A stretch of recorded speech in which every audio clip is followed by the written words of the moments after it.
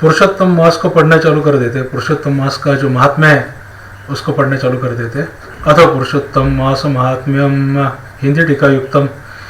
अभी सीधा पढ़ना चालू करेंगे हम लोग। श्री गणेशाय नमः, श्री गुरुभ्यो नमः, श्री गोपीजन वल्लभाय नमः। वंदे वंदार वंदारम वृंदावन विनोदिनम वृंदावन कलानाथम पुरुषोत्तम अद्भुतम नारायण नमस्कृत्यं नरं चैव नरोत्तमं देवी सरस्वतीं व्यासं ततो जयमुदीरयेत्। नैमिषारण्यमा जग्मुर्मुनयः सन्नकाम्यया असितो देवलः पैलः सुमन्तुः पिप्पलायनः सुमतिः काश्यपश्चैव जाबालिर्भृगुरङ्गिरः वामदेवः श्रुतिक्षणश्च शरभङ्गश्च पर्वतः आपस्तम्भोऽथ माण्डव्यो अगस्त्यः कात्यायनस्तथा रथितरो रुभुचैव कपिलो रेभ्य एव च। तो ये पहला अध्याय चल रहा है पुरुषोत्तम मास का। पुरुषोत्तम मास के पहले अध्याय में हम लोग चालू कर देते। श्री गणेश जी का वंदन किया, गुरु जी का, सभी गुरुओं का वंदन किया, गोपीजन वल्लभाय श्री कृष्ण जी का वंदन किया और बता रहे कल्प वृक्ष के समान भक्तजनों के मनोरथ पूर्ण करने वाले वृंदावन की शोभा के अधिपति, अलौकिक कार्यों द्वारा समस्त लोगों को चकित करने वाले वृंदावन विहारी पुरुषोत्तम भगवान को नमस्कार करता हूँ। नारायण नर नरोत्तम तथा देवी सरस्वती और श्री व्यास जी को नमन कर जय की इच्छा करता हूँ। यज्ञ करने की इच्छा से परम पवित्र नैमिषारण्य में आगे कहे गए बहुत से मुनि आए, जैसे असित, देवल, पैल, सुमंतु, पिप्पलायन, सुमति, काश्यप, जावाली, भृगु, अंगिरा, वामदेव, सुतीक्ष्ण, शरभंग, पर्वत, अपस्तंभ, मांडव्य, अगस्त्य, कात्यायन, रतिधर, रुभु, कपिल और रैभ्य। आगे का पन्ना पढ़ते। गौतम मुग्धलश्चैव कौशिको गालवः क्रतुः अन्यर्बभ्रुस्त्रितः शक्तिर्बुधो बोधायनो वसुः कौण्डिल्यः पृथुहारितौ धूम्रः शङ्कुश्च संकृति शनिर्विभाण्डकः पंको गर्गः कर्णाद एव च जमदग्निर्भरद्वाजो धूमपो मोनभार्गवः कर्कशः शौनकश्चैव शतानन्दो महातपः विशालाख्यो विष्णुवृद्धो जर्जरो जयजङ्गमो पारः पाशधरः पूरो महाकायोऽथ जयमनिः महाग्रीवो महाबाहुर्महोदर महाबलो उद्दालको महासेन आर्त आमलक प्रियः ऊर्ध्ववाद एकपादश्च दुर्धरः उग्रशीलो जलाशी च पिङ्गलोन्निरुभुस्तथा शाण्डीरः करुणकालः कैवल्यश्च कलाधरः श्वेतबाहु रोमपादः कटुकालाग्निरुद्रगः श्वेताश्वतर एवाद्यः शरभङ्गः पृथुश्रवः एते सशिष्य ब्रह्मिष्ठा वेदवेदाङ्गपारगः लोकानुग्रहकर्तारः परोपकृतिशालिनः परप्रियरताश्चैव श्रोतस्मार्तपरायणः। गौतम, मुग्धल, कौशिक, गालव, क्रतु, अत्रि, बभ्रु, तृप्त, शक्ति, बुध, बौधायन, वसु, कौंडिल्य, पृथु, हारित, ध्रुम, शुंग, संकृति, शति, विभाण्डक, पंक, गर्ग, कणाद, जमदग्नि, भारद्वाज, धूम्रप, मीन भार्गव, कर्कश, शौनक तथा महातपस्वी शतानंद, विशाल, वृद्ध विष्णु, जर्जर, जय, जंगम, पाराशर, पूर, महाकाय, जयमनी, महाग्रीव, महाबाहु, महोदर, महावल, उद्दालक, महासेन, आर्त, आमलक प्रिय, ऊर्ध्वबाहु, ऊर्ध्वपाद, एकपाद, दुर्धर, उग्रशील, जलाशी, अत्रि, रुभु, शांडीर, करुण, काल, कैवल्य, कालाधार, श्वेतबाहु, रोमपाद, कद्रु, कालाग्निरुद्र, श्वेताश्वर, आद्य, शरभंग, पृथुश्रवस, आदि शिष्यों के सहित ये सब ऋषि अंकों के महित वेदों को जानने वाले, ब्रह्मनिष्ठ, संसार को भलाई तथा परोपकार करने वाले, दूसरों के हित में सर्वदा तत्पर, श्रोत स्मार्त कर्म करने वाले, नैमिषारण्य में आकर नैमिषारण्यम आसाद्य सत्रम कर्तृम समुद्यता तीर्थयात्रा मथोद्दिश्य गेहात सूतोपि निर्गतः पृथ्वीं पर्यटनेव नैमिषे दृष्टवान् मुनिन् तान् सशिष्यान् नमस्कृत्यं संसारार्णव तारकान् सूतः प्रहर्षितः प्राज्ञाद्यत्रा संस्ते मुनीश्वरः ततसूतं समायान्तं रक्तवल्कलधारिणं प्रसन्नवदनं शान्तं परमार्थ विशारदम् अंशेष गुण संपन्नं शेषानंद समप्लुतम् ऊर्ध्वपुण्ड्रधरं श्रीमन् नाम मुद्रा विराजितं शंखचक्रधरं दिव्यं गोपीचंदनं मृत्स्यना लसच्छ्री तुलसीमालं जटा मुकुटमंडितं जपन्तं परमं मंत्रं हरे शरणं मद्भुतं सर्वशास्त्रार्थसारज्ञं सर्वलोक हितेरतं जितेन्द्रिय जितक्रोध जीवन मुक्तं जगद्गुरुं व्यासप्रसाद संपन्नं व्यासवद विगत स्पोरहम तम दृष्ट्वा सहसात् थाय नैमिषय्या महर्षया। यज्ञ करने को तत्पर हुए ये सारे ऋषि आए और उनके शिष्य आए और नैमिषारण्य के अंदर में यज्ञ करने के लिए तत्पर हुए। इधर तीर्थ यात्रा की इच्छा से सूत जी अपने आश्रम से निकले। सूत जी व्यास जी के पुत्र, और पृथ्वी को भ्रमण करते हुए उन्होंने नैमिषारण्य में आकर शिष्यों के सहित समस्त मुनियों को देखा। संसार समुद्र को पार करने वाले उन ऋषियों को नमस्कार करने के लिए पहले से जहाँ वे इकट्ठे थे वहां प्रसन्न चित्त सूत जी भी जा पहुंचे। इसके अनंतर पेड़ की लाल छाल को धारण करने वाले प्रसन्न मुख शांत परमार्थ विशारद, समग्र गुणों में युक्त, संपूर्ण आनंदों से परिपूर्ण, तुलसी की माला से सुशोभित, जटा मुकुट से भूषित, समस्त आपत्तियों से रक्षा करने वाले, अलौकिक चमत्कार को दिखाने वाले, भगवान के परम मंत्र को जपते हुए समस्त शास्त्रों के सार को जानने वाले, संपूर्ण प्राणियों के हित में संलग्न, जितेंद्रिय तथा क्रोध को जीते हुए जीवन मुक्त जगत गुरु श्री व्यास की तरह और उन्हीं की तरह निष्प्रोह आदि गुणों से युक्त उनको देख, यानी सूत जी को देख उस नैमिषारण्य में रहने वाले समस्त महर्षिगण उठ खड़े हुए विविध प्रकार की कथाओं को, अभी आगे सुनो, श्रोतुकामः समावब्रू विचित्रा विविधा कथा ततसूतो विनीतात्मा सर्वान् ऋषिवरान् मुदा बद्धाञ्जलिपुटो भूत्वा ननाम दण्डवन् महुः ऋषय ऊचुः सूत चिरञ्जीव भव भागवतो भवान् सूत चिरञ्जीव भव भागवतो भवान् अस्माभिस्वासनं तेद्य कल्पितं सुमनोहरम् अत्रास्यतां महाभाग श्रोन्तोऽस्यत्य वदन् द्विजः ततस्तु सुपविष्टेषु सर्वेषु च तपस्विषु तपोवृद्धास्तथा दृष्ट्वा सर्वान् मुनिगणान् मुदा निर्दिष्टमासनं भेजे विनायार्द्रो महर्षिणिः सुखासीनं ततस्तं तु विश्रान्तम् उपलक्ष्य च श्रोतुकामहस्कथाः पुण्या इदं वचनमब्रुवन् ऋषय ऊचुः सूत महाभाग भाग्यवानसि साम्प्रतं पाराशर्यवचाहार्द्र त्वं वेद कृपया गुरोः। सुनने की इच्छा प्रकट करने लगे, भगवान के बारे में सुनने की इच्छा प्रकट कर रहे सब ऋषि।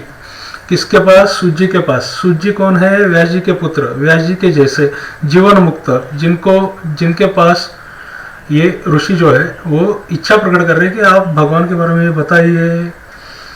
तब नम स्वभाव सूजी प्रसन्न होकर सब ऋषियों को हाथ जोड़कर बारंबार दंडवत प्रणाम करते हुए, सूजी भी इतने निर्मल है कि सारे ऋषियों को, वो उनसे भी बड़े हैं फिर भी सारे ऋषियों को नमस्कार कर रहे हैं। ऋषियों को बोले, तब सब ऋषि बोल रहे, हे सूजी आप चिरंजीवी तथा भगवत भक्त हो, हम लोगों के आपके योग्य सुंदर आसन लगाया है। हे महाभाग आप थके हैं, यहाँ बैठ जाइए। ऐसा सब ब्राह्मणों ने कहा, इन ऋषि ब्राह्मण, उन्होंने कहा। इस प्रकार बैठने के लिए कहकर जब सब तपस्वी और समस्त जनता बैठ गई, सारी जनता भी बैठ गई उनके साथ में, ऋषियों के साथ में, तब विनय पूर्वक तपोवृद्ध समस्त मुनियों से बैठने को अनुमति लेकर प्रसन्न होकर आसन पर सूजी बैठ गए। तदनंतर सूत को सुखपूर्वक बैठे हुए और श्रम रहित देखकर पुण्य कथाओं को सुनने की इच्छा वाले समस्त ऋषि बोले, हे सूजी, हे महाभाग आप भाग्यवान हैं। भाग्यवान व्यास जी के वचनों के हार्दिक अभिप्राय को गुरु की कृपा से आप जानते हैं। क्या आप सुखी कश्चित भवानद्य चिरादृष्टः कथम मुने श्लाघनीयोऽसि पुंजोऽसि व्यासशिष्य शिरोमणे संसारेऽस्मिन् सारे तु श्रोतव्यानि सहस्रणः तत्र श्रेयस्करं स्वल्पं सारभूतं च यद् भवेत् तन्नो वदं महाभाग यत्ते मनसि निश्चितं संसारा वर्णवमग्नानां पारदं शुभदं च यत् अज्ञानतिमिरान्धानां नेत्रदानपरायण वद शीघ्रं कथासारं भवरोगरसायनं हरिलीलारसोपेतं परमानन्दकारणम् एवं पुष्टः शौनकाद्यैः सूतः प्रोवाच प्राञ्जलिः। सूत उवाच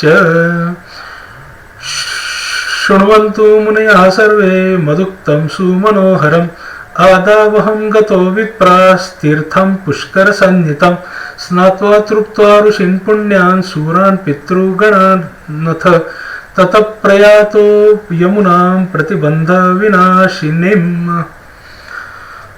आप सुखी तो है, ऐसा ऋषि सब पूछ रहे हैं।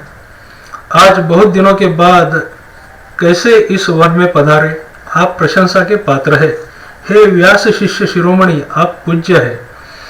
इस असार संसार में सुनने योग्य हजारों विषय है, परंतु उनमें श्रेयस्कर थोड़ा सा और सारभूत जो है वो हम लोगों से कहिए। हे महाभाग, संसार समुद्र में डूबते हुए को पार करने वाला कथा शुभ फल देने वाला आपके मन में निश्चित विषय जो हो वही हम लोगों से कहिए। हे अज्ञान रूप अंधकार से अंधे हुओं को ज्ञान रूप चक्षु देने वाले भगवान के लीला रूप रस से युवा परमानंद का कारण संसार रूपी रोगों को दूर करने के में रसायन के समान जो कथा का सार है वह शीघ्र हमें कहिए। इस प्रकार शौनक आदि ऋषियों के पूछने पर हाथ जोड़कर सूत जी बोले, हे समस्त मुनियों, मेरी कही हुई सुंदर कथा को आप लोग सुनिए। हे विप्रो, पहले मैं पुष्कर तीर्थ में गया, वहां स्नान करके पवित्र ऋषियों, देवताओं और तथा पितरों को तर्पण आदि तृप्त करके तब समस्त प्रतिबंधों को दूर करने वाली यमुना के तट पर गया। अभी मित्रों एक बात समझो, सूत जी कौन है? श्री कृष्ण भगवान, उनके पुत्र भी है, यानी व्यास जी के पुत्र भी है और उनके शिष्य भी है। फिर भी ये आके पृथ्वी के ऊपर आके देवताओं को, ऋषियों को और पितरों का तर्पण कर रहे हैं। खुद ही बता रहे कि मैंने इनका तर्पण किया। तो आप लोगों को तर्पण करने में क्या जाता है? पितृपक्ष तो हो गया, लेकिन हर रोज तर्पण करो भाई। एटलीस्ट पानी तो पिलाओ अपने पितरों को। ऐसा समझो कि मेरे माताजी पिताजी है, मैं उनको पानी पिला रहा हूं, इतना तो समझो। मेरे देवता जो परम पूज्य गुरु है, देवता है, वो मेरे पास है और मैं उनको पानी पिला रहा हूं, ऐसा समझो। ऐसा समझोगे तो भी आपका जो है वो काम बन जाएगा। तो मेरा इतना ही कहना है कि थोड़ा थोड़ा तर्पण वगैरह किया करो। चलो आगे पढ़ते। क्रमादन्यानि तीर्थानि गत्वा गम्मा मुपागतः ततः काशी मुपागम्य गयां गत्वा ततः परं पितृनिष्ठा ततो वेणी कृष्णां तदनन्तरं ततः स्नात्वा च गण्डक्यां पूलः श्रममाव्रजं धेनुमत्यामहं स्नात्वा ततः सारस्वते तटे त्रिरात्रं मुषितो विप्रास्ततो गोदावरी गतः कृतमालां च कावेरी निर्विन्ध्यां ताम्रर्णिकां तापीं वेहायसी नन्दां नर्मदां शर्मदां गतः गत्वा चर्मणवती पश्चात् सेतुबन्ध मथागतां ततो नारायणं दृष्टं गतोऽहं बदरीवनं ततो नारायणं दृष्ट्वा तापसान् अभिवाद्य च नत्वा स्तुत्वा च तं देवं सिद्धक्षेत्रम् उपागतः एवमादिषु तीर्थेषु भ्रमन्ना गतवान् कुरुन् जाण्डलं देशमासाद्य हस्ति न पुरगो भवम् तत्र श्रुतं विष्णुरातो राज्यं मुत्सृज्य जग्निमवान् गंगातीरं महापुण्यं ऋषिभिर्बृहभिद्विजाः। फिर क्रम से अन्य तीर्थों को जाकर गंगा तट पर गया, पुनः काशी आकर अनंतर गया तीर्थ पर जा गया, पितरों का श्राद्ध कर तब त्रिवेणी पर गया, तदनंतर कृष्णा के बाद गंडकी में स्नान कर पुलह ऋषि के आश्रम पर गया, धेनुमती में स्नान कर फिर सरस्वती के तीर पर गया, वहां हे विप्रो त्रिरात्रि उपवास कर गोदावरी गया, फिर कृतमाला कावेरी निर्विंध्य ताम्रपर्णिका तापी वैहायसी नंदा नर्मदा शर्मदा नदियों पर गया, पुनः चर्मणवती में स्नान कर पीछे सेतुबंध रामेश्वर पहुंचा, तदनंतर नारायण का दर्शन करने के हेतु बद्री बन गया। तब नारायण का दर्शन कर वहां तपस्वियों का अभिवादन कर पुनः नारायण को नमस्कार कर और आप उसकी स्तुति कर सिद्ध क्षेत्र पहुंचा। उस प्रकार बहुत से तीर्थों में घूमता हुआ कुरु देश गया, जंगल देश में घूमता फिरता फिर हस्तिनापुर गया। हे द्विजो यहाँ वह सुना कि राजा परीक्षित राज्य का त्याग कर बहुत ऋषियों के साथ परम पुण्यप्रद गंगा तीर गए हैं और उस गंगा तट पर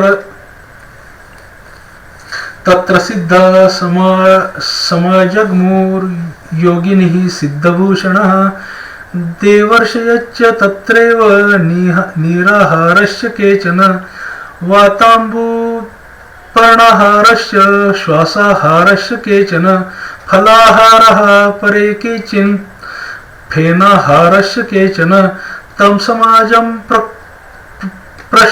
प्रष्टुकामस्त्राह ममं द्विजः तत्र जगाम भगवान् ब्रह्मभूतो महामुनिः व्यासपुत्रो महातेजः शुकदेवा प्रतापवान् श्रीकृष्णचरणाम्भोजे मनसोधारणा दधत् तं द्वयष्टवर्ष योगेशं कम्बुकण्ठं मदोन्नतम् स्निग्धालकावृतमुखं मूढजत्रुं ज्वलत्सभम् अवधूतं ब्रह्मभूतं ष्ठिवद्भिर्बालकैर्वृतं स्त्रीगणैर्धुलिहस्तैश्च मक्षिकाभिर्गजो यथा धूलिधूसर सर्वांग शूकं दृष्ट्वा महामुनिं मुनया सहसोत्तरतस्थुर्बद्ध्वाञ्जलिपुटा मुदा। इसका अर्थ सुनिए। बहुत से सिद्ध सिद्धि है, भूषण जिनका का ऐसे योगी लोग और देवर्षि वहां पर आए हैं, उसमें कोई निराहार भी है, कोई वायु भक्षण कर रहा है, कोई जल पीकर जी रहा है, कोई पत्ते खाकर जी रहा है, कोई श्वास को भी आहार कर, कोई फलाहार का और कोई फेन का आहार कर रहता है। फेन यानी पानी के ऊपर जो झाग आता है उसको उसका आहार करके जीता है। हे द्विजो, उस समाज में कुछ पूछने की इच्छा से हम भी गए। वहां ब्रह्म स्वरूप भगवान महामुनि व्यास के पुत्र, बड़े तेज वाले, बड़े प्रतापी श्री कृष्ण के चरण कमलों की मन से धारण किए हुए श्री शुकदेव जी आए। उन 16 वर्ष के योगी राज, शंख की तरह कंठ वाले, बड़े लंबे चिकने बालों से घिरे हुए मुख वाले, बड़ी पुष्ट कंधों की संधि वाले, चमकती हुई कांति वाले, अवधूत रूप वाले, ब्रह्मरूप थूकते हुए लड़कों से घिरे हुए, मक्षिकाओं से जैसे मस्त हाथी घिरा रहता है उसी प्रकार धूल हाथ में ली हुई स्त्रियों से घिरे हुए, सर्वांग धूल रमाए महामुनि सुखदेव को देख सब मुनि प्रसन्नता पूर्वक हाथ जोड़कर सहसा उठ खड़े हो गए। इस प्रकार महामुनियों द्वारा, आगे पढ़ते हैं, स्त्रियो मूढ़ाश्च बालास्ते तम दृष्ट्वा दूरतः स्थितः पश्चात्ताप समायुक्तः शुकं नत्वा गृहान् ययुः आसनं कल्पयांजचकुः शुको यो नतमुत्तमम् आसे दुर्मुनयो भुज कणिकायच्छदा इव तत्रोपविष्टा भगवान महामुनिर्व्यासात्मजो ज्ञान महाब्धि चंद्रमः पूजां दगत ब्राह्मण कल्पितां तदा रराज तारावृत चंद्रमा इव इति श्री बृहन्नारदीय पुरुषोत्तम मास महात्म्ये शुकागमने प्रथमोऽध्यायः। आगे पढ़ते, सत्कृत भगवान शुक को देखकर पश्चाताप करती हुई स्त्रियां और साथ के बालक जो उनको चिढ़ा रहे थे दूर ही खड़े रह गए और भगवान शुक को प्रणाम करके अपने अपने घर के प्रति जाते हुए हो गए। इधर मुनि लोगों ने शुकदेव के लिए बड़ा कैचा और उत्तम आसन बिछाया। उस आसन पर बैठे भगवान शुक को कमल की कर्णिका को जैसे कमल के पत्ते घेरे रहते हैं उसी प्रकार मुनि लोग उनको घेर कर बैठ गए। यहाँ बैठे हुए जगत रूप महासागर में चंद्रमा भगवान महामुनि व्यास जी के पुत्र शुकदेव ब्राह्मणों द्वारा की हुई पूजा को धारण कर वाराणसी से घिरे हुए चंद्रमा की तरह शोभा को प्राप्त होते गए। इति श्री बृहद नारदीय पुरुषोत्तम मास महात्मा शुक आगमने प्रथमोध्याय। ये बृहद नारदीय पुराण के अंदर में पुरुषोत्तम मास का महात्म्य बताया है। इसके अंदर में पहला जो अध्याय है शुक मुनि का आगमन, ये पूर्ण हो गया। अभी ये पुरुषोत्तम मास चल रहा है, अधिक मास चल रहा है, तो अधिक मास में पुरुषोत्तम मास का जो ग्रंथ है इसका पठन करना चाहिए। तो मैं अकेले क्यों करूं, आप लोग भी इसको सुनो, इसलिए इसका भी वीडियो में बनाना चालू कर दिया है। जो इसको सुनते हैं उनका भला हो, भगवान नारायण उन सबके ऊपर में कृपा करे, उसके साथ में सूत जी भी कृपा करे। जो सूत जी के लोग हैं उनके ऊपर में, अगर वो इसको सुनते हैं, सूत जी के लोग, मुझे मालूम है वो कौन है, जहाँ पे सूत जी उन्हीं के लोगों में उनको मारा था, ऐसा हमारे यहाँ पे लिखा हुआ है।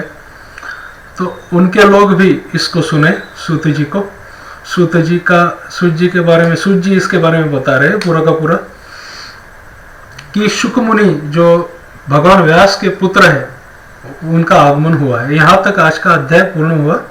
ये सब कुछ जो है, जितने सारे वीडियो है, ये सारे के सारे मेरे माता पिता, मेरे गुरुजन और अनादि अचिंत्य भगवान महाविष्णु, महागणेश, महाशिव, ब्रह्मणस्पति को समर्पित करते हैं। धन्यवाद मित्रों, इसको चैनल को देखते रहो, घंटी बजाते रहो, बेल आइकन बजाते रहो और चैनल को सब्सक्राइब करते रहो।